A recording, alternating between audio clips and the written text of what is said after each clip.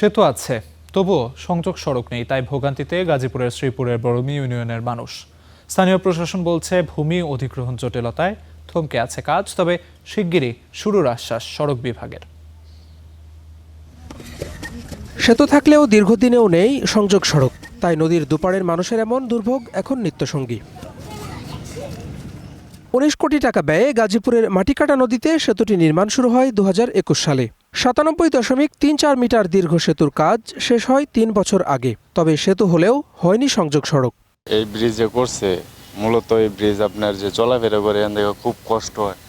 বৃষ্টি হইলে যাতায়াত করতে পারে না। সরকারের কি লেগে জনগণের ব্রিজ করছে, এতটা খরচ করে রাস্তা হয় না।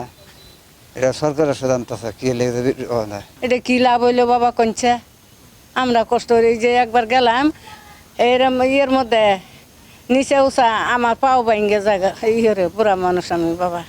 সংযোগ সড়ক আটকে আছে ভূমি অধিগ্রহণ জটিলতায়। ক্ষতিপূরণ না পেয়ে জায়গা ছাড়েনি এই বাড়ির মালিক। মামলা আর নামজারি নিষ্পত্তির অপেক্ষায় তিনি।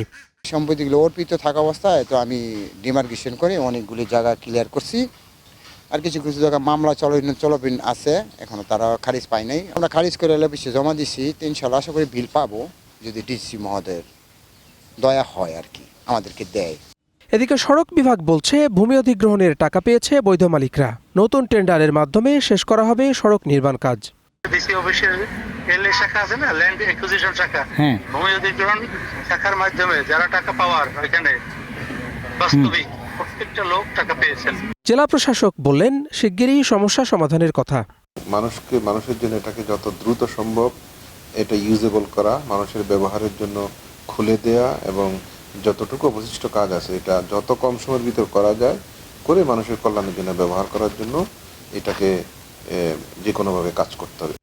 বরমীর ওপারেই ময়মনসিংহ জেলার শুরু। সেতুটি চালু হলে ভোগান্তির অবসান হবে দুপাড়ের মানুষের। Desk report, star news.